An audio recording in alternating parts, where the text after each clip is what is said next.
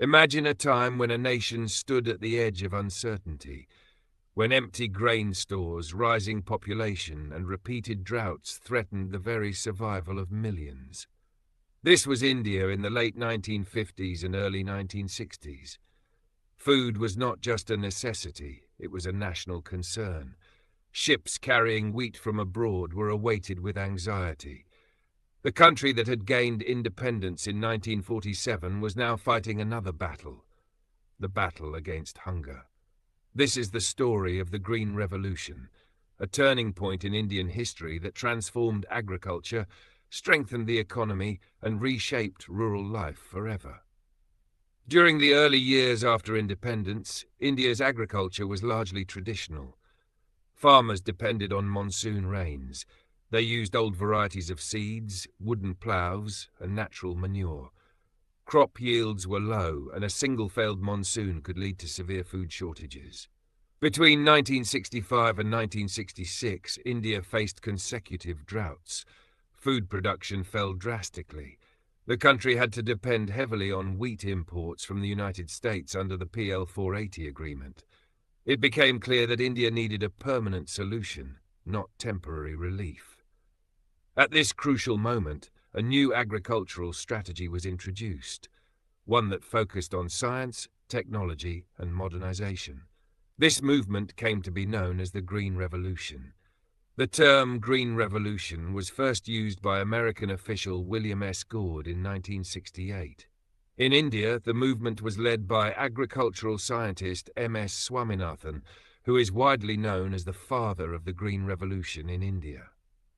He worked closely with American scientist Norman Borlaug, who developed high-yielding varieties of wheat, and later received the Nobel Peace Prize in 1970 for his contribution to world food security. The core idea of the Green Revolution was simple but powerful: increase food production by using modern scientific methods.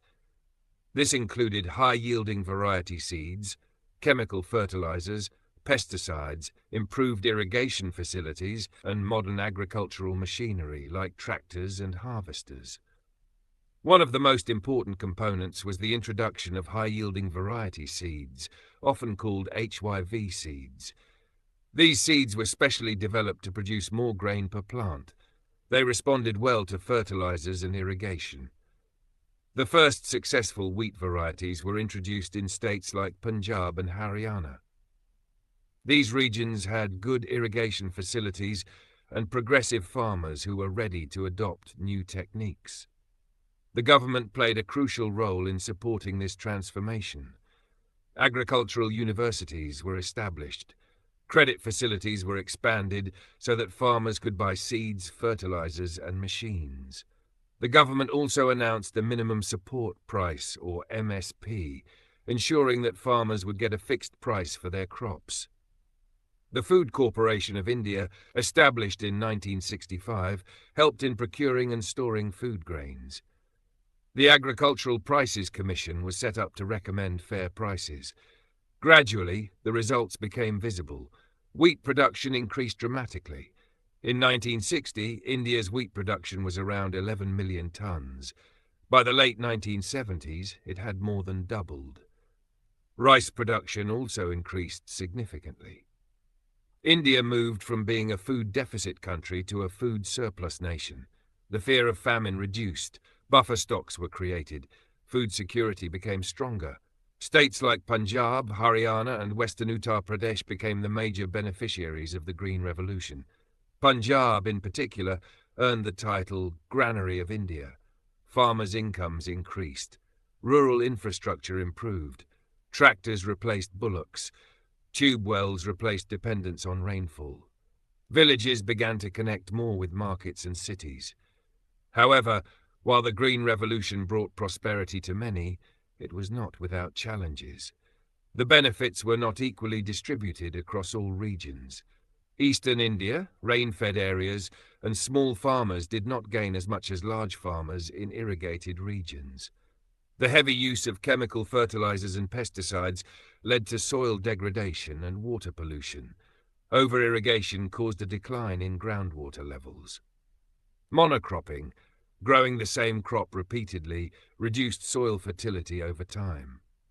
Another important point to understand is that the Green Revolution mainly focused on wheat and rice. Pulses and oilseeds did not receive equal attention.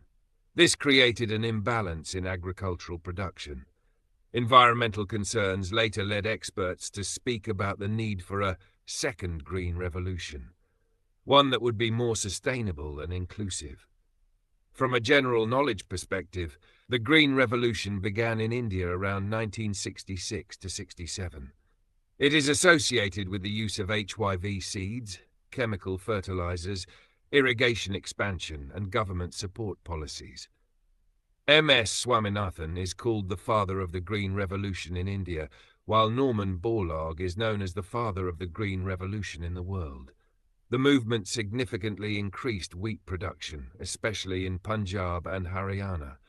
In a broader global context, similar agricultural transformations occurred in countries like Mexico and the Philippines.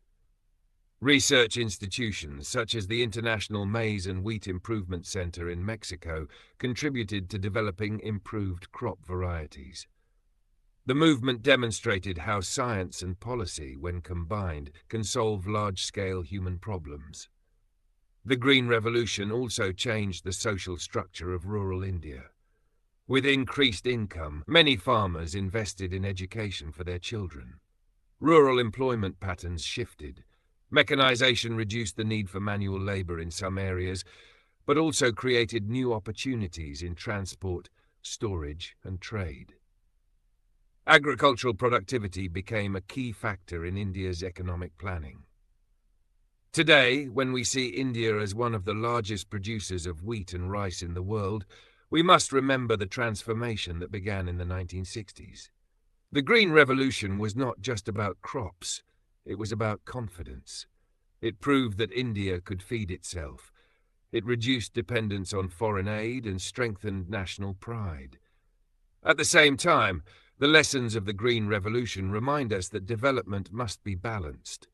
Scientific progress should go hand in hand with environmental protection. Sustainable farming, organic practices, water conservation, and crop diversification are now becoming important topics in agricultural discussions. The story of the Green Revolution teaches us that crises can become opportunities.